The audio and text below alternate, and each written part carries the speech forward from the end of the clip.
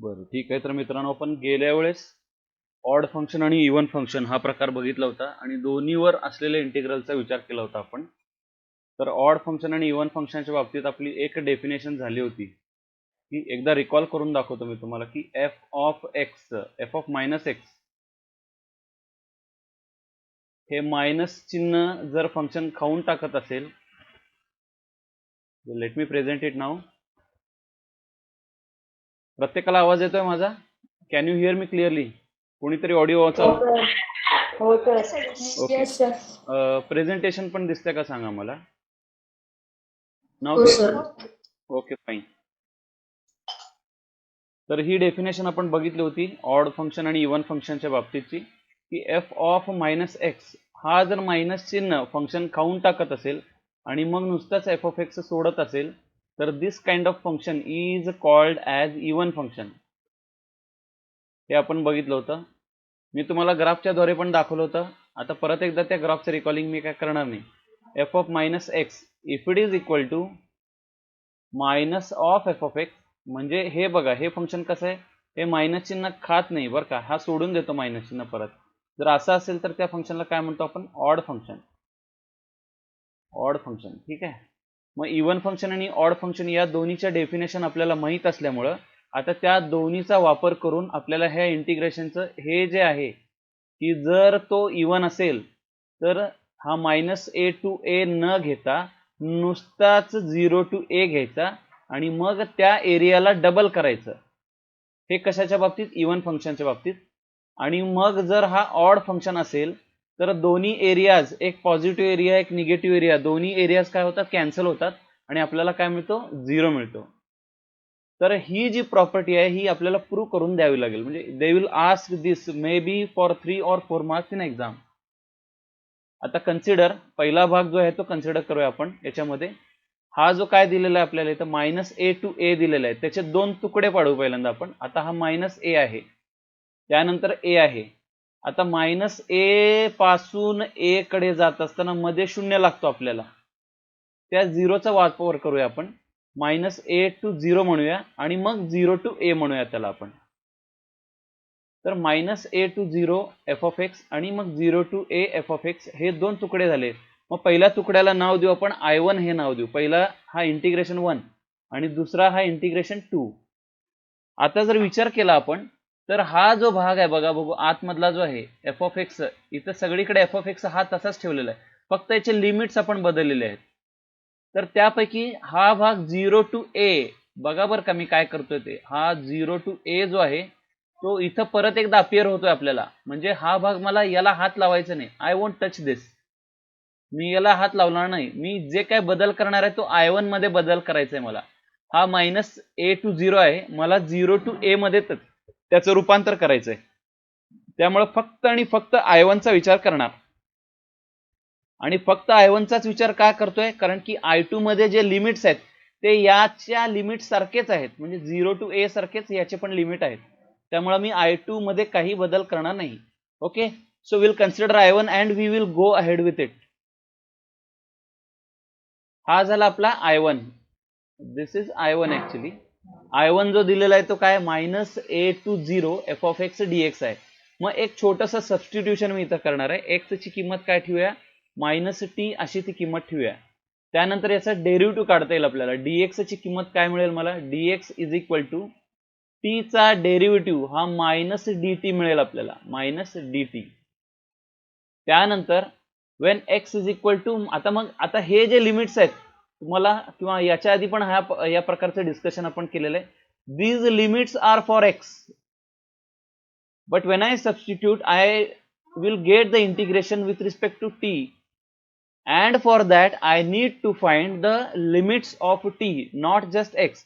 मग जेव्हा जेव्हा एक्स ची किंमत हे असेल मायनस ए आणि 0 असेल, एकदा मायनस ए ही किंमत आहे एक्स ची आणि एकदा 0 आहे, अशा वेळेस टी ची किंमत काय आहे ती माहित पाहिजे आपल्याला. आता समजा मायनस ए ही किंमत मी याच्यामध्ये टाकतो, मायनस ए ही किंमत याच्यात टाकली म्हणजे minus a is equal to minus t मिळतो आपल्याला.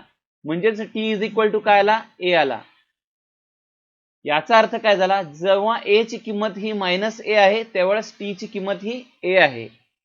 आणि जेव्हा a ची किंमत ही 0 आहे, आता ही 0 ही व्हॅल्यू याच्यामध्ये टाकूया आपण, म्हणजे मला t चा काय मिळणार आहे, t also is equal to 0. तो t 0. मग जे काही इंटिग्रेशन आपलं -a to 0 होतं, -a to 0 होतं, ते इंटिग्रेशन कशामध्ये बदलून जाईल, आपल्याला a to 0 मधून बदलून जाईल. आणि that integration will become with respect to t, I1 will become with respect to t. आणि लिमिट्स बदललेले दिसतात बघा. -a चं रूपांतर हे a मध्ये झालेलं आहे and 0 is 0 as it is. And this part has become, आता हा x काय आहे, x म्हणजेच -t आहे, म्हणून हा -t इथं ठेवलेला आहे आपण, आणि तो f ऑफ -t आणि -dt असा दिसतोय हा. ठीक आहे. मग त्यामध्ये -dt जो आहे, आता याचा वापर करूया आपण. -dt जर इंटिग्रेशन मध्ये निगेटिव्ह चिन्ह असेल आणि निगेटिव्ह चिन्ह मला काढून टाकायचं असेल, तर लिमिट मध्ये काय बदल होणार, किंवा लिमिट बदलेल का नाही? ऑडिओ चालू करून सांगा कोणीतरी.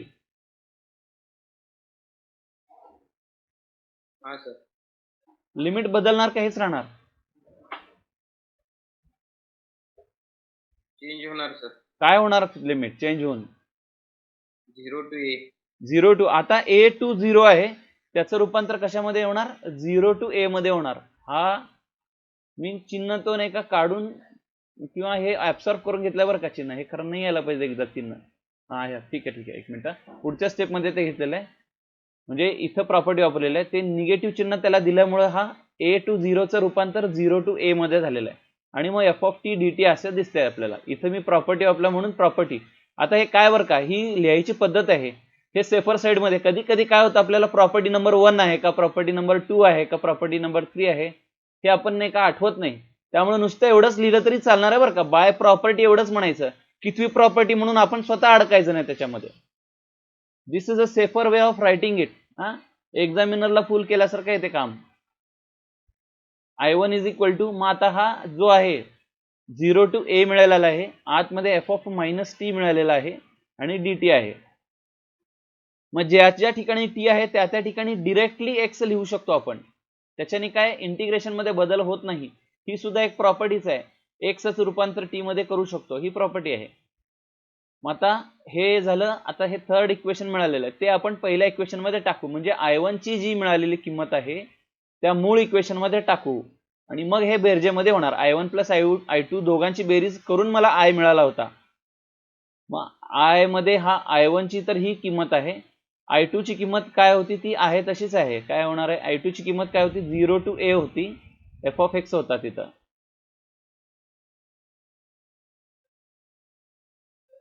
तो आपण इथं वापरणार आहे आता. बघा मग हे पूर्ण आपलं इंटिग्रेशन. हा झाला I2 आपला. I2 हा स्थिर आहे तसाच घेतलेला आहे. हा मात्र आता बदलून आलेला आणि आता सिम्प्लिफाय केला गेलेला I1 आहे. हा I1 आणि I2 दोन्हीची ची किंमत इथं घातलेली आहे. आता लिमिट्स तुम्हाला दिसत असेल तर they are same. This is 0 to a, even this is 0 to a. Both the limits are same. So what I can do is I can add them out. These two functions can be added, this function and this function as well. I can add them. Now by the definition, आता इथं मला नाही का odd आणि इव्हनचा rule वापरावा लागेल मला. Odd आणि इव्हनचा परत एकदा मी रिकॉलिंग करतो. ऑड असेल तर काय असणार आहे, f ऑफ -x हा काय असणार आहे. आता ऑडिओ चालू करून सांगा मित्रांनो, f ऑफ -x काय असणार आहे ऑडला. -f(x). बरोबर आहे, -f ऑफ x असणार आहे. आणि जर तो इवन असेल तर f of x. नुसताच f of x. f of -x is equal to नुसताच काय येणार आहे, तो f of x असणार आहे. या दोन्हीचा वापर मी इथं करणार आहे. कुठं, f of -x इथे लिहिलंय का, हा जो f of -x लिहिलाय तिथं मी हे दोन्ही वापरणार आहे. मग बघा पुढे काय होणार आहे त्याचं. जर हा ऑड फंक्शन असेल तर काय होणार, मग हा f of -x will become -f of x. बरोबर आहे. तो f of -x जिथं आहे तिथं मी काय ठेवू शकतो, -f of x ठेवू शकतो. म्हणजे इथं काय होणार, -f of x येणार. इथं जर -f of x आला आणि इथं किती आहे, +f of x आहे. -f of x आणि +f of x दोन्ही काय होणार, कॅन्सल होणार, आणि मग इथं काय राहणार आहे, 0. त्यामुळेच ऑड फंक्शनच्या वेळेस आपलं इंटिग्रेशन काय येत आहे, 0 येत आहे. आणि तेच दुसऱ्या फंक्शनच्या बाबतीत f of minus x is equal to f of x हा इव्हन फंक्शनची डेफिनेशन आहे. आता हे एफ ऑफ मायनस एक्सचं रूपांतर नुसत्याच एफ ऑफ एक्स मध्ये जर केलं मी, तर हा देखील एफ ऑफ एक्स आहे आणि हा देखील एफ ऑफ एक्स आहे. F of x plus F of x म्हणजे किती झाले? 2 टाइम्स एफ ऑफ एक्स झाले, 2 टाइम्स एफ ऑफ एक्स झाले. त्यामुळे त्या ठिकाणी इंटिग्रेशन काय होणार आहे? 2 टाइम्स इंटिग्रेशन फ्रॉम 0 टू ए एवढं मिळणार आहे आपल्याला. तर याचाच आधार घेऊन आपण लिहूया की जर इव्हन असेल तर ते 2 टाइम्स इंटिग्रेशन होणार आहे आणि जर ऑड असेल तर मात्र 0 येणार आहे. ही झाली प्रॉपर्टी 8. आता याच प्रॉपर्टीवर आधारित असे 1-2 उदाहरणं बघूया आपण. आता पहिल्या उदाहरणाचा विचार करा. इथं आय इज इक्वल टू इथं काय दिलेलं आहे? -1 to 1 एक्स स्क्वेअर दिलेला आहे. मग एक्स स्क्वेअर जो दिलेला आहे हा ऑड फंक्शन आहे का इव्हन फंक्शन आहे? इव्हन फंक्शन आहे. कारण की इथं कारण दाखवलेलं बघा, या एक्सचं रूपांतर मायनस एक्स मध्ये जरी केलं, मायनस एक्सचा स्क्वेअर काय असतो? एक्स स्क्वेअरच असतो आणि हा प्लस एक्सचा स्क्वेअर पण एक्स स्क्वेअरच असतो. त्यामुळे ह्या दोन्हीमध्ये काही फरक पडत नाही, म्हणून त्याला काय म्हणतो आपण? Even function basically. तो नेक्स्ट थिंग, हा असा जर असेल आणि आपल्याला माहित आहे की हा इव्हन फंक्शन आहे हे माहित झालं, तर डिरेक्टली याचं रूपांतर डायरेक्टली याचे लिमिट चेंज करून 2 times F of x, 2 times हा -1 to 1 जो आहे त्याचं रूपांतर 0 to 1 केलंय आणि एक्स स्क्वेअर असं केलेलं आहे. I request all of you to find the value of this. You have a pen and notebook with you. Kindly find the value of this and come with the answer. 2. करा जरा थोडासा प्रयत्न करा मित्रांनो.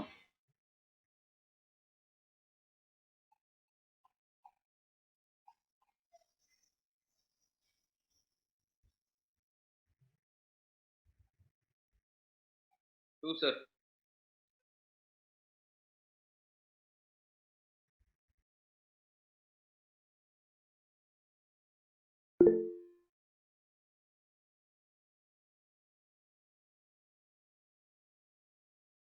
तू हे उत्तर ऐकू आलंय मला, पण ते बरोबर आहे का नाही बाकीच्यानी खात्री करून बघा जरा.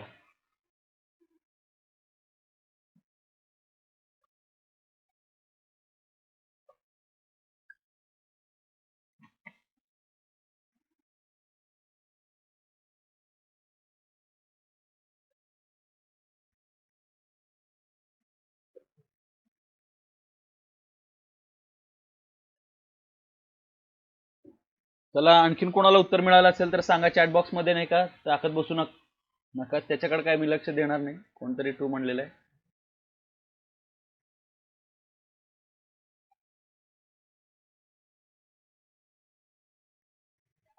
2/3. हा गुरुनाथ बरोबर आहे मित्र. 2/3 उत्तर बरोबर आहे. जरा करा मित्रांनो, बाकीच्याने इंटिग्रेशन जरा करा, जरा सोपं आहे एवढं. तुम्ही एवढा गाफील जर राहिला तर मग काय उपयोग आहे याचा? साधं इंटिग्रेशन आपल्याला जमत जर नसेल तर एक्स स्क्वेअरचं इंटिग्रेशन काय असतं? x³/3 असतंय. याचे लिमिट्स 1 to 0 येणार आहेत आता, आणि त्यामुळे काय होणार आहे? मग हे x³ जो आहे, x³ ला मग एकदा 1 घालायचा. बघा इथं दाखवतो मी तुम्हाला. पहिली गोष्ट, x⁻n असेल तर काय होतं इंटिग्रेशन? x⁻n + 1/n+1. बरोबर आहे. मग त्या नियमाप्रमाणे एक्स स्क्वेअरचं काय येणार आहे? x³/3 हे इंटिग्रेशन येणार आहे. x³/3 हे इंटिग्रेशन येणार आहे. मग हे इंटिग्रेशन आल्यानंतर त्याचे लिमिट्स आहेत. वरचे अप्पर लिमिट 1 आहे, लोअर लिमिट 0 आहे. अप्पर लिमिट पहिल्यांदा ठेवला, हा जो आहे 2 आणि 3, हा पहिल्यांदा 2/3 बाहेर काढू आपण, ऍज अ कोएफिशियंट म्हणून बाहेर काढू. आता आतमध्ये कोण आहे? x³ आहे. x³ ला एकदा 1 ठेवून बघायचं, एकदा 0 ठेवून बघायचं. x³ ला 1 ठेवला तर 1³ आला, -0³ आला. चॅट बॉक्स मध्ये टाकू नका काय, म्हणजे काय आलं? 1 आलं. 1 × 2/3 म्हणजे 2/3 आलं. उत्तर आपल्याला 2/3 मिळणार आहे.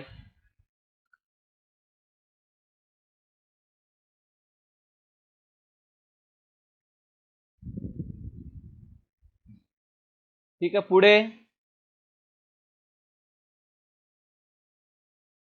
हे एक इंटिग्रेशन दिलेलं आहे, -π to π sin³ x दिलेलं आहे. हे इंटिग्रेशन सोडवायचा प्रयत्न करा. 2 मिनिटाचा वेळ देतो मी तुम्हाला. 2 मिनिटामध्ये उत्तर आलं पाहिजे. उत्तर काय येते ते सांगा मला.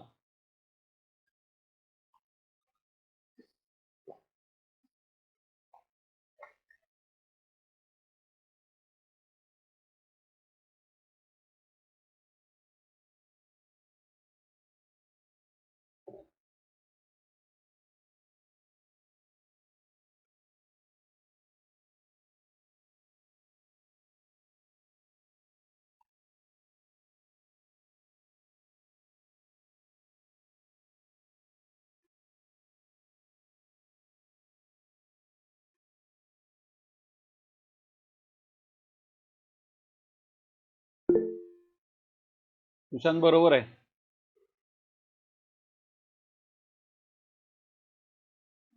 सुशांत ऑडिओ चालू करून सांगू शकशील का कसं आलं तुला 0? ऑड फंक्शन आहे सर. बरोबर आहे मित्र. ऑड फंक्शन असल्यामुळे काय होतंय 0 होतंय. तर बघा हा साइन क्यूब हे फंक्शन ठरवायचं आहे. कधी असा याचा विचार करतो खाली लिमिट आणि वर जे लिमिट आहे ना -a to a या प्रकारचा असेल तर बरं का. ऑड आणि इव्हनचा फंक्शन विचार कधी करतो आपण हे असं खाली आणि वर सेम आहे, इकडे मायनस मध्ये इथं प्लस मध्ये आहे असं असेल तर आतल्या फंक्शनचा विचार करतो की आपण ते ऑड आहे का इव्हन आहे हे चेक करायचं पहिल्यांदा. आता साइन क्यूब ऑफ एक्स म्हणजेच साइन एक्सचा क्यूब असल्यासारखा झाला हा साइन एक्सचा क्यूब. आता हेच मी समजा मायनसच्या बाबतीत काय होतं बघायचं. साइन ऑफ मायनस एक्स असेल, एक्सच्या ठिकाणी -x ठेवल्यानंतर काय मिळतं आपल्याला ते बघायचंय. त्याचा क्यूब केला. साइन ऑफ -x काय येत आहे मायनस साइन एक्स येत आहे. साइन ऑफ -x काय येत आहे मायनस साइन एक्स. आणि मग त्याच्या क्यूब जर केला तर काय मिळणार आपल्याला मायनस साइन क्यूब एक्स मिळणार आहे. म्हणजे हे अर्थातच हे फंक्शन काय होणार आहे मायनस चिन्ह बाहेर देणार आहे, हे काय खाऊन टाकत नाही. त्यामुळे नाही का या फंक्शनला काय म्हणणार आपण ऑड फंक्शन आहे. Sine cube of -x is same as minus sin cube of x. That is why this is an odd kind of function. And when it is odd function, I can directly write integration to be 0.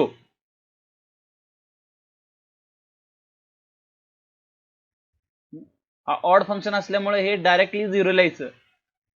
हे नाहीतर सोडत बसला की बराच लांब प्रवास होतो आपल्याला, मग तिथे डोकं लावायचं आपल्याला आणि तेवढंच उत्तर काढून द्यायचं त्यांना directly. This is only a question of for 1 mark. Now I shall go to the sums or problems from exercise 4.2. Okay. आता इथंच मला एक सांगायचं वाटतं की एक्सरसाइज 4.1 जी आहे त्याच्यामध्ये नाही का लिमिट ऑफ सम म्हणून आहे तो प्रकार. हा प्रकार बोर्डाने त्यांच्या सिलेबस मधून डिलीट करायला सांगितला, त्यामुळे त्याच्यावरचे सम्स आपण घेतलेले नाहीत. डायरेक्टली एक्सरसाइज 4.2 कडे येतोय आपण आणि त्याच्यामध्ये सुरुवातीचे जे सम्स आहेत आता त्याचा विचार करूया पहिल्यांदा. चला बघा इथं dx upon square root of 4x minus x square दिलेला आहे. याच्यामध्ये काय करता येतं बघा जरा थोडंसं. याच्यातला मायनस चिन्ह मी बाहेर काढला, -1 बाहेर काढला, आतमध्ये काय राहणार आहे एक्स स्क्वेअर मायनस 4x राहतो. याच्यातला मायनस बाहेर काढल्यामुळे एक्स स्क्वेअर मायनस 4x. परत एकदा मायनसने आतमध्ये गुणल्यानंतर परत ते मिळतंय का बघा -x स्क्वेअर मिळेल, मायनस आणि मायनस प्लस 4x मिळेल. ठीक आहे, म्हणजे आपल्याला केलेला प्रकार बरोबर आहे. एक्स स्क्वेअरचा कोएफिशियंट हा शक्यतो किती असला पाहिजे एक्स स्क्वेअरचा कोएफिशियंट हा 1 असला पाहिजे. हे करण्यासाठी हा प्रकार केला, मायनस चिन्ह बाहेर काढलं. पण बाहेर मी पूर्णपणे स्क्वेअर रूटच्या बाहेर काढून टाकू शकत नाही, त्यामुळे स्क्वेअर रूटच्या आतच काढावं लागणार आहे त्याला. मग आता हा आला. मग आपली जी मधली टर्म आहे एक्सचा जो काही कोएफिशियंट आहे, एक्सचा कोएफिशियंट किती आहे -4, त्याला काय करायचं डिवाइड बाय 2 आणि मग त्या सगळ्याचा स्क्वेअर. हे तुम्ही कंप्लिटिंग स्क्वेअर मेथड 10वीला पण बघितलेलं आहे आणि याच्या आधीचा जो चॅप्टर आहे इंटिग्रेशन मध्ये आपण असा प्रकार करून बघितलेला आहे स्पेशल इंटिग्रल्स मध्ये की 4/2 म्हणजे किती झाले खरं तर 2 झाले आणि -2 चा स्क्वेअर किती झाला 4 झाला. मग हा जो काय 4 येतो तो एकदा ऍड करायचा, तो एकदा सबट्रॅक्ट करायचा. ठीक आहे, मग आता ऍड पण केला आणि सबट्रॅक्ट पण केलं, पुढे काय मिळतं बघूया. एकदा ऍड केल्यामुळे ही कंप्लीट टर्म जी आहे ती एका ब्रॅकेटचा स्क्वेअर आहे. हा काय होतो एका ब्रॅकेटचा स्क्वेअर होतो. कुठल्या ब्रॅकेटचा स्क्वेअर होतो हा एक्स स्क्वेअर हा एक्सचा स्क्वेअर आहे. 4 हा 2 चा स्क्वेअर आहे म्हणून 2 आणि मधलं चिन्ह मायनस हे कशावरून ठरवतो इथलं चिन्ह मायनस म्हणून मधलं चिन्ह मायनस हे याच्यावरून ठरवतो आपण. ठीक आहे, आणि मायनस आता इथं दिलेलं आहे -4 म्हणून दिलेलं आहे, इथं -4 शेवटी उरलेला -4, त्या -4चं रूपांतर आपण 2 स्क्वेअर मध्ये करतोय. तर अशा रीतीने आपल्याला ह्या मिळालेला आहे. हा खरं तर इथं ब्रॅकेट पाहिजे होता. त्यानंतर मग ब्रॅकेट परत जे आहे ना -1 ने आतमध्ये मल्टिप्लाय करू म्हणजे काय होणार हा 2 स्क्वेअर स्विच होतात, याची जागा आधी येते याची जागा नंतर येते, म्हणजे हा 2 स्क्वेअर मायनस एक्स स्क्वेअर असा झाला. मग आता तुम्हाला एक फॉर्म्युला झालेला आहे, हा फॉर्म्युला आठवणे हे तुमच्या हातात आहे. तुम्ही जर फॉर्म्युला सांगितला पुढे तर हे सम सुटतंय, नाहीतर तुम्हाला सम होमवर्क म्हणून करावं लागतंय. a² - x² जो आहे integration of a square minus x square square root मध्ये उत्तर सांगा मला, फॉर्म्युला सांगा ऑडिओ ऑन करून. 1/2a log of a plus x upon a minus x plus c. Square root असताना नाही मित्र ते. सर नाही ते sin inverse of x by a plus c. झकास, बरोबर आहे. तुम्ही असा फॉर्म्युला सांगितलं म्हणजे नाही का शिकवणाऱ्याला नाही का पुढे जाते माणूस. आणि फॉर्म्युला जर येत नसेल तर मग मजा नाही त्याच्यात. Sine inverse of x upon a plus c हा तो आहे आणि तोच वापरायचा आपल्याला. बर, इथं ए किती आहे आपला? ए म्हणजे आपला 2 आहे बरं का. ए किती आहे? 2 आपला. आणि एक्स म्हणजेच एक्स मायनस 2 आहे. याच्यातला जो एक्स मायनस 2 दिसतो तो म्हणजेच काय आपला एक्स आहे. तर या दोन्ही गोष्टी या फॉर्म्युल्यामध्ये वापरू आणि ते सोडवू. आता बघा मग साइन इनवर्स येणार. Sine inverse of x upon a आलाय का? एक्स आलाय. ए आलाय का? आलाय. मग दोन्ही पण आलेलं आहे आपल्याला. इथं sine inverse of x upon a लिहिलेलं आहे आपण. आणि लिमिट्स किती आहेत? 0 to 4 आहेत, म्हणून इथं सुद्धा 0 to 4 दिले. मग पहिल्यांदा अप्पर लिमिट ठेवायचं. अप्पर लिमिट ठेवल्यानंतर काय मिळेल मला? इथं एक्सच्या ठिकाणी 4 ठेवले. 4 वजा 2 2 2 भागिले 2 1. साइन इनवर्स ऑफ काय येणार? 1 येणार. साइन इनवर्स काय येणार? 1. आणि समजा मी 0 ठेवला. आता 0 वजा 2 वजा 2 वजा 2 भागिले 2 वजा 1 तो मायनस 1 येणार इथं. मग साइन इनवर्स ऑफ 1 ची व्हॅल्यू सांगू शकेल का मला कोणीतरी? π/2. करेक्ट, मस्त रे मित्र. π/2 आला. हा π/2 आला. बर, मग मध्ये मायनसचे चिन्ह आहे. Sign inverse of -1. -1चं काय?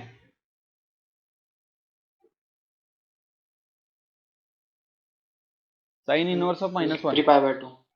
3π/2 पण लिहू शकता, किंवा तुम्ही नाही का काय करू शकता, हा जो आहे -π/2 म्हणून देखील लिहू शकता. हा मायनस चिन्ह बाहेर काढला तर साइन इनवर्स ऑफ 1 मध्ये रूपांतर होईल. मग त्याला -π/2 म्हणून देखील लिहू शकता. कारण -π/2 चं सुद्धा साइन ऑफ -π/2 सुद्धा -1 आहे. त्यामुळे हे सुद्धा उत्तर येऊ शकेल. आणि मायनस आणि मायनस काय झालं? प्लस झाला. आणि π/2 प्लस π/2 किती झाला? मग पाय झाला. बरोबर आहे. So this is what is expected. This is the final answer then. Okay, pi हे त्याचं उत्तर येत आहे. Next sum. आता इंटिग्रेशन फ्रॉम 0 to π/4 आहे आणि स्क्वेअर रूट मध्ये दिलेला आहे 1 प्लस साइन 2x दिलेला आहे तो.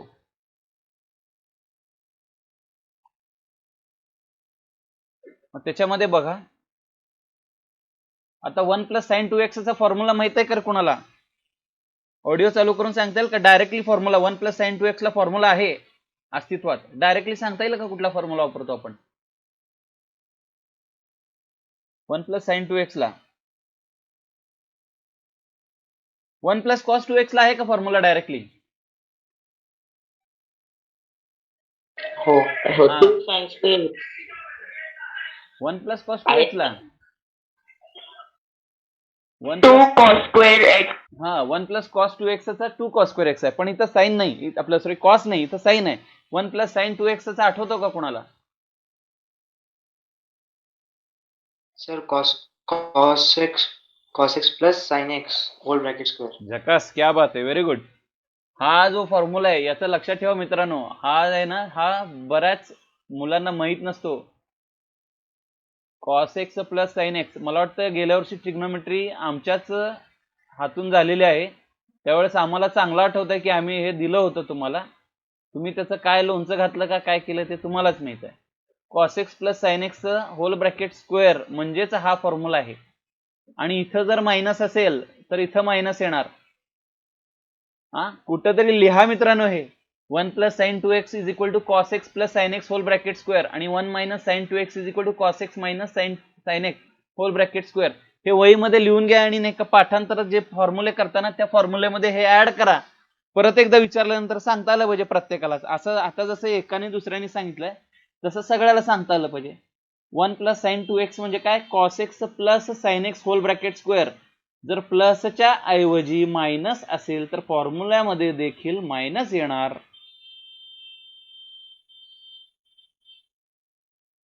ठीक आहे, कारण की याचा यूज बघा. हा काय आहे इथं स्क्वेअर रूट आहे आणि हा काय स्क्वेअर आहे. तो आतमध्ये ठेवल्यानंतर दोन्ही गोष्टी एकमेकांना कॅन्सल होतात आणि एकदम सोप्या स्वरूपामध्ये उत्तर मिळतं आपल्याला. हे त्याचं एक्सप्लेनेशन दिलंय बघा. 1 म्हणजे काय cos square plus sine square आणि साइन 2x म्हणजे 2 sin x cos x आणि म्हणून हा a square plus b square plus 2ab दिसल्यामुळे आपण याला cos x plus sin x whole bracket square ठेवू शकतो. मग हा भाग आपण 11वीला केलेला आहे त्यामुळे इथे लिहायची गरज नाही, डायरेक्टली याच्यावरून ही उडी मारायची. आता मग cos x plus sign x आणि 0 to π/4 असा तो आहे. आता cos x चं इंटिग्रेशन करायचं आणि मग sin x चं इंटिग्रेशन करायचं. cos x चं इंटिग्रेशन हा प्लस sin x आहे आणि 0 to π/4 हे त्याचे लिमिट्स प्लस sin x चं इंटिग्रेशन आहे मायनस cos x आणि 0 to π/4 हे त्याचे लिमिट्स.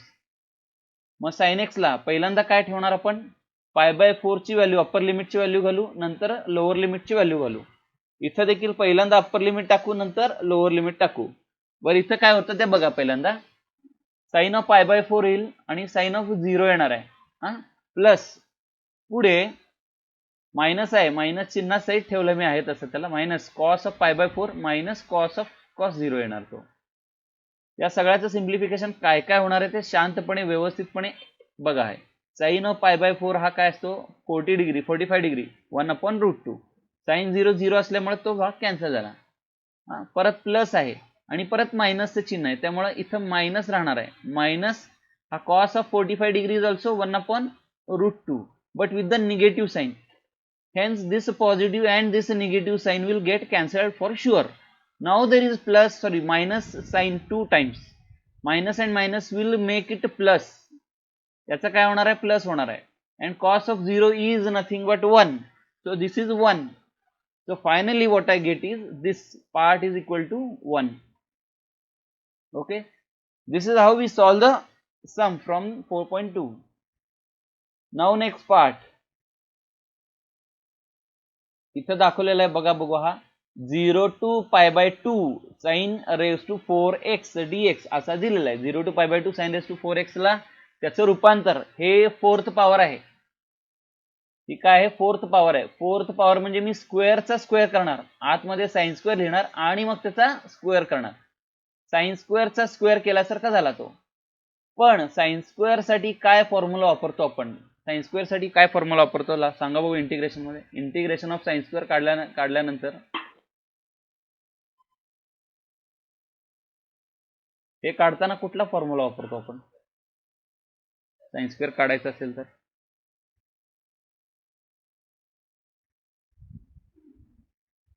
याद आता है क्या देखो अभी.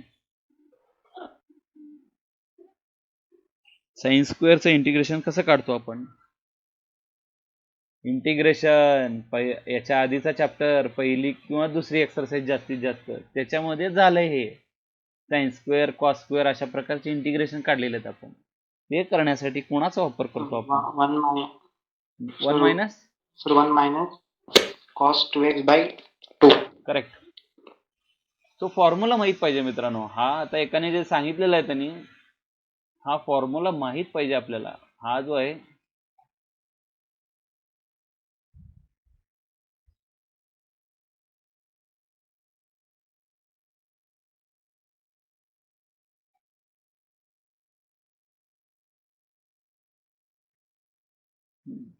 तो फॉर्म्युला माहित पाहिजे आपल्याला. काय फॉर्म्युला आहे तो 1 मायनस कॉस 2x/2 होल ब्रॅकेटचा काय येणार मग तो स्क्वेअर येणार. हा स्क्वेअरचा स्क्वेअर हा 2 आहे ॲज इट इज ठेवला मी. इथला जो 2 आहे तो ॲज इट इज आहे. हा आतमधला मात्र 1 मायनस कॉस 2x/2 असं केलेला आहे. होल ब्रॅकेटचा काय तो स्क्वेअर आहे त्यामुळे पुढच्या टर्ममध्ये काय येणार हा 2 चं रूपांतर 4 मध्ये झालं आणि ते कोइफिशियंट असल्यामुळं पूर्णपणे इंटिग्रेशनच्या बाहेर काढलेलं आहे. आतमध्ये काय आहे 1 मायनस कॉस 2x चा स्क्वेअर आहे. मग याला परत एकदा याचं स्क्वेअर करू म्हणजे या ब्रॅकेटला एक्सपांड करू. What I get is a minus b whole bracket square is expanded as a square minus 2ab plus b square a square minus 2ab plus b square या स्वरूपामध्ये त्याला आपण एक्सपांड केलेलं आहे. मग अशाच पद्धतीनं जसं बरं का इथं जसं आपण साइन स्क्वेअरचा फॉर्म्युला वापरला तसं कॉस स्क्वेअर 2x आहे मात्र इथं बरं का त्याच्यासाठी हा फॉर्म्युला येणार. कॉस स्क्वेअर x असला असता तर 2x इथं आला असता बघा बरं का. इथं नुसताच एक्स असला असता तर इथं 2x आला असता, पण इथं आधीच 2x आहे तर इथं काय येणार आहे 4x येणार आहे. हा काय येणार आहे 4x येणार आहे, त्या हिशोबाने तिथं 4x आलेला आहे. मग आता कॉस स्क्वेअरचं रूपांतर आपण काय केलं 1 प्लस कॉस 4x अपॉन 2 मध्ये केलं. मग आता पुढे बघा, हा जो आहे 1/8 कसं काय आला, हा 2 नी बहुतेक या दोघांना काय केलं असेल मल्टिप्लाय केला असेल. या 2 नी काय केला, या दोघांना मल्टिप्लाय केला. याला 2 नी मल्टिप्लाय केलं की 2 झाला, याला 2 नी मल्टिप्लाय केलं की 4 झाला. हे सगळं एकत्र ठेवलंय आणि जो डिनॉमिनेटर 2 × 4 हा जो आहे तो 8 इथं बाहेर घेतलेला आहे आपण. त्याच्यानंतर आता 2 अधिक 1 किती झाले, हे 3 झाले. हे 3 इथं लिहिलेले आहेत. आता -4 cos 2x plus cos 4x जो आहे तो आहे तसा ठेवलेला आहे आपण. आतून मी इंटिग्रेशन घेतलेलं नाही. इंटिग्रेशनच्या आतमधल्या ज्या टर्म्स आहेत, या ब्रॅकेटच्या आतमधल्या टर्म्स जे आहेत त्यांचं सिम्प्लिफिकेशन करून मी इथं लिहितोय फक्त. आता आतमधल्या तीनही टर्मचं मला इंटिग्रेशन काढावं लागेल. 3चं इंटिग्रेशन काय येणार आहे तर 3x येणार आहे. cos 2x चं इंटिग्रेशन, कॉसचं इंटिग्रेशन काय असतं साइन असतं, साइन 2x असतं. पण त्या एक्सच्या कोइफिशियंटनी, एक्सचा जो सहगुणक आहे त्या सहगुणकाने किंवा कोइफिशियंटनी त्याला काय करावं लागतं डिवाइड करावं लागतं. हा भाग फार फार महत्वाचा आहे, व्हेरी क्रुशियल पार्ट. हे बरेच जण विसरतात सोडवताना. आणि cos 4x असेल तर त्याचं इंटिग्रेशन काय आहे sin 4x आहे. आधी केला तसाच, या एक्सचा कोएफिशियंट कोण आहे 4, त्या 4 नी काय करावं लागतं त्याला डिवाइड करावं लागतं. ठीक आहे. This two parts, these two things are very important. मग पुढे याचं काय होणार आहे, आता हे लिमिट्स मी टाकणार बरं का, π/2 म्हणून एकदा सगळीकडे लिमिट टाकणार π/2 चं. जिथं जिथं x आहे तिथं तिथं π/2 टाकणार आणि जिथं जिथं x आहे तिथं तिथं 0 टाकणार. मी सगळीकडे टाकणार. हा सगळीकडे टाकला हा π/2 आणि तसंच सगळीकडे काय टाकला 0. सगळीकडे 0 टाकला की सगळे 0 पळून गेले. इथं π/2 टाकल्यामुळे काय काय मिळतं बघा, आता इथं 2 आणि 2 कॅन्सल होतो, sin π मिळतो आपल्याला, sin π मिळाला आपल्याला. आणि हा 2 आणि हा 2 कॅन्सल होतो म्हणजे sin 2π मिळतील आपल्याला, sin 2π मिळाला. आता sin 2π आणि π ची किंमत काय तर sin π हा देखील काय असतो 0 असतो आणि sin 2π हा देखील काय असतो 0. म्हणजे खरं तर हे दोन्ही पण गेले, म्हणजे these two terms are cancelled out. म्हणजे राहणारा भाग एवढाच आहे फक्त, मग हा एवढा भाग राहतो फक्त. मग आता काय काय राहिलेलं आहे त्याच्यामध्ये, हा 3 आहे जो न्यूमरेटरला आहे बरं का, 3π आणि खाली काय 8 × 2 16, 3π/16 will be the final answer then. 3π/16.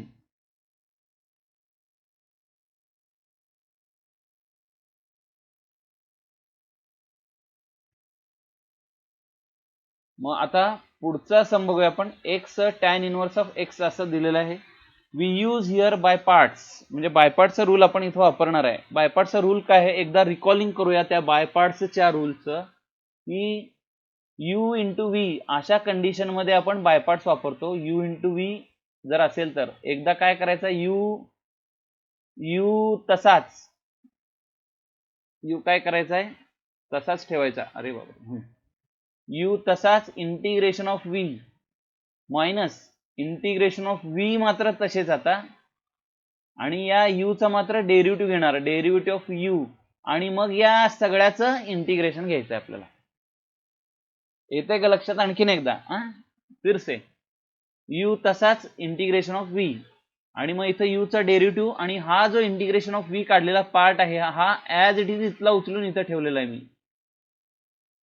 आणि मग हे u' आहे याचा, आणि या सगळ्याचं एक इंटिग्रेशन घ्यायचं म्हणजे इथं dx येणार आणखीन. ठीक आहे.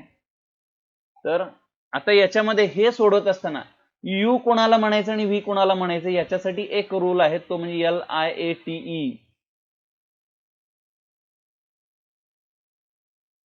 शक्यतो ज्याचं इंटिग्रेशन काढता येतं ते v, ज्याचं डेरिव्हेटिव्ह काढता येतं ते u. हा खरं तर आता LIATE, आय म्हणजे काय असतं इनव्हर्स ट्रिग्नोमेट्रिक, हा पहिल्यांदा येणार, नंतर अल्जेब्राइक. त्यामुळं टॅन इनव्हर्स हा u झाला माझा आणि x हा v झाला. ठीक आहे. पुढे बघा मग आपल्याला टॅन इनव्हर्स, आता u बाहेर आतमध्ये v minus d/dx of u, आणि हा जो इंटिग्रेशन केलेला पार्ट आहे तो ऍज इट इज इथं येणार. ठीक आहे.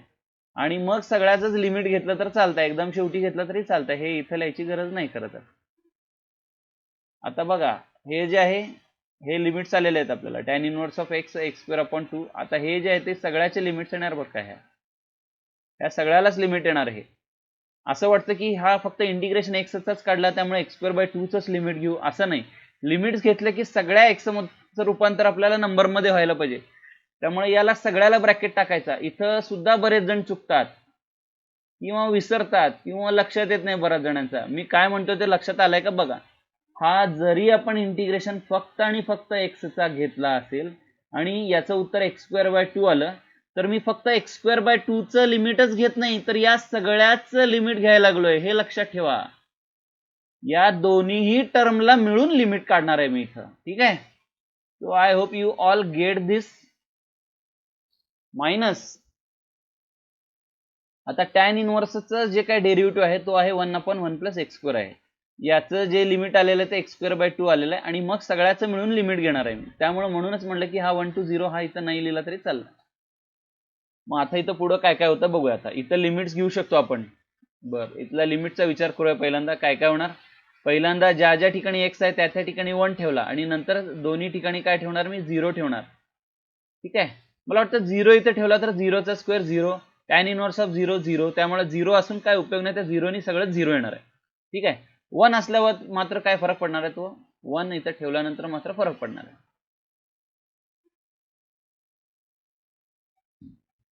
आणि हा खाली 1 + x² आहे आणि वर नुसताच x² आहे, तर x² × 1 x². मग आता वर काय x² आहे, खाली काय आहे 1 + x² आहे. जे खाली दिसतंय तेच वर आणण्यासाठी काय केलेलं आहे, एकदा +1 केलेला आहे आणि एकदा -1 केलेला आहे, म्हणजे हा भाग सिम्प्लिफाय होऊन जाईल. याला आपण ऍडजस्टमेंट म्हणतो. तोच प्रकार इथं पुढे करून दाखवलेला आहे, एकदा +1 केलेला आहे, एकदा -1 केलेला आहे. मग अशा रीतीने बरं याचं 0चं तर 0 येणार आहे, हे गेलं. हा tan इनवर्स ऑफ 1 काय येणार आहे, tan इनवर्स ऑफ 1 कुठल्या अँगलसाठी tan हा 1 येतो, तर 45 डिग्रीसाठी. 45 म्हणजेच π/4 साठी, π/4 साठी तो 1 आलाय, 1/2 बाहेर आहे. हा देखील 1/2. आतमध्ये काय काय होतं बघा, 1 + x² - 1/1 + x² आहे. हा डिस्ट्रीब्यूट होतो, 1 + x² याला एकदा आणि इकडे एकदा. मग 1 + x² च्या खाली 1 + x² लिहिले, -1/1 + x² असं लिहिलेलं आहे तो आपण. मग काय होणार बघा इथं पुढं. हा तर इथं π/4 मिळालेलं आहे, π/8 चं रूपांतर होणार याचं. 4 × 2 8 झाला हा. आता मायनस चिन्ह आहे, हा मायनस चिन्ह आहे, -1/2 आलेला आहे. हा 1 चा इंटिग्रेशन x आलेला आहे. 1/1 + x² चं इंटिग्रेशन हा tan इनवर्स ऑफ x येतो. आता याचे लिमिट्स आपण काय देणार आहे, 0 to 1 असे लिमिट्स देणार आहे. मग पहिल्यांदा 1 ही व्हॅल्यू टाकायची, नंतर 0 ही व्हॅल्यू टाकायची. अर्थातच 0 टाकल्यामुळे दोन्ही काय होणार आहे, 0 येणार आहे. मग फक्त 1 टाकून बघायचं. तर बघूया आता 1/2 पहिल्यांदा 1 टाकला, नंतर 0 टाकला, हे गेलं.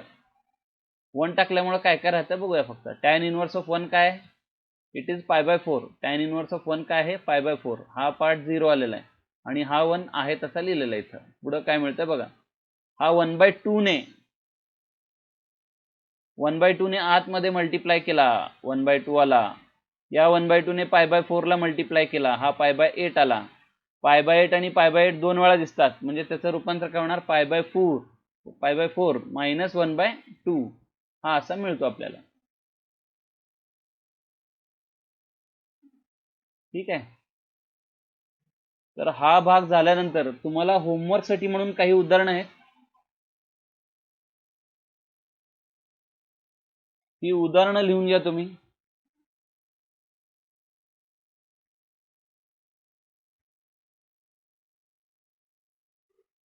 ही उदाहरणं लिहून घ्या.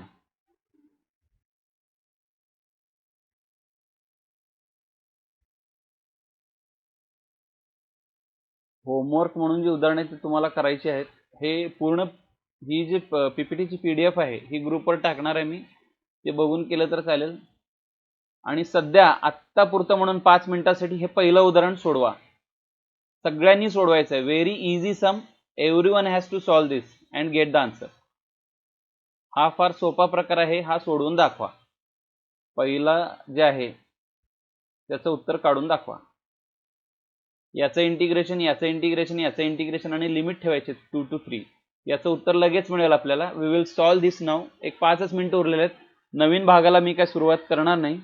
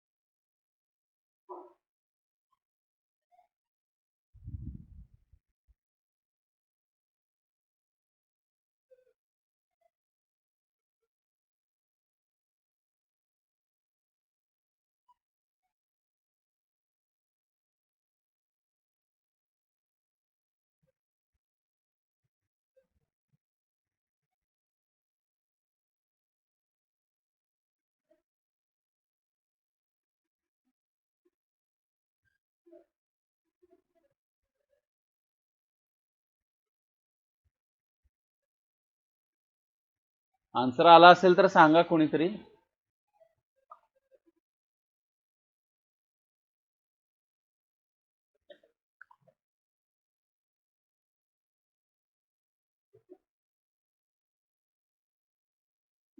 ह्या प्रश्नाचं उत्तर आत्ताच काढा. ह्या तीनचे उत्तर मी विचारणार आहे बरं का. ऑडिओ चालू करून तुम्हाला पुढच्या वेळेस उत्तर सांगायला सांगणार आहे. हे 2, 3 आणि 4 आणि 5 या सगळ्याची उत्तरं तुम्हाला सांगता आली पाहिजे पुढच्या वेळेस. जो होमवर्क दिलेले जो भाग आहे तुम्हाला तो सोडवता आला पाहिजे.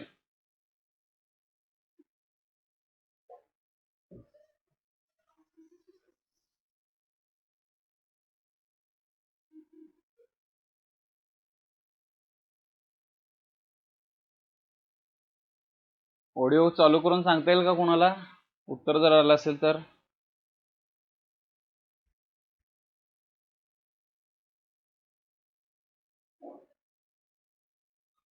चॅटबॉक्स मध्ये उत्तर टाकू नका, शक्यतो डायरेक्टली उत्तर सांगा काय मिळतं ते.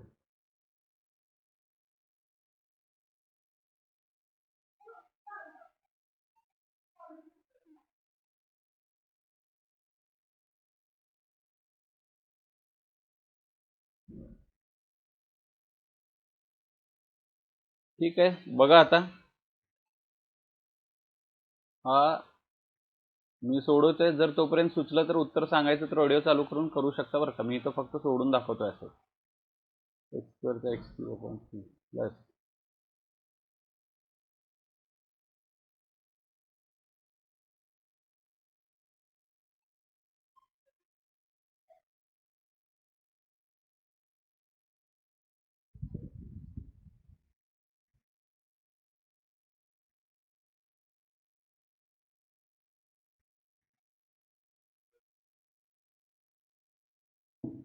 log of 25/24. लॉग कसं येईल. लॉग नाहीच की. लॉग कुठं आहे. लॉग येणारच नाही ना. लॉग कुठं आहे. 25/23 निदान ते तर येतं का बघूया आपण. लॉगेरिदम कधी येणार आपल्याला. 1/x या टाईपमध्ये असेल तर उत्तर लॉग येतं ना. 1/xचं इंटिग्रेशन लॉग असतं. लॉग इथं नाही ना. x² फार सोपं सम आहे. x² काय x⁻n असेल तर काय x⁻n+1/n+1 x³ 5 कोएफिशियंट आहे. x x²/2 6 6 × x आणि या प्रत्येक एक्सच्या ठिकाणी आता काय टाकणार आहे. 3 टाकणार आहे मी. 3³ हा किती झाला 27/3 झाला प्लस 5 × 3² 3² इज 9 9 5 45 45/2 आला हा 45/2 आला प्लस 6 3 18 झाले 18 मिळाला इथं आपल्याला. हे झालं 3 ठेवल्यानंतरचं सगळं स्वरूप याचं. तसंच 2 ठेवल्यानंतर काय मिळणार आहे. 2³ म्हणजे 8/3 येणार हा 8/3. इथं जस्ट सेकंड मी इथं एक मिस्टेक केली. इथं 3 पाहिजे चुकून 9 झालं. हा 3 पाहिजे 8/3 प्लस आता हा 2 इथं ठेवल्यानंतर 2चा वर्ग 4 4 × 5 20 झाले 20/2 आला हा आणि 6 2 किती झाले 12 झाले. हे मुद्दाहून मी नाही का सिम्प्लिफाय इथं करत नाही, मी डायरेक्टली पहिल्यांदा त्यांची बेरीज करतो. किती झाले 27/3 आणि 8/3 म्हणजे किती झाले 27 वजा 8 किती होतात 27 वजा 8 जे आहेत 19 मिळतात. 19/3 मिळालं आपल्याला. प्लस आता 45 - 20 इट इज 25/2 आणि 18 - 12 इट इज सिम्पली अ 6. याला सिम्प्लिफाय केलं थोडंसं तर तुम्हाला फायनल आन्सर मिळणार आहे.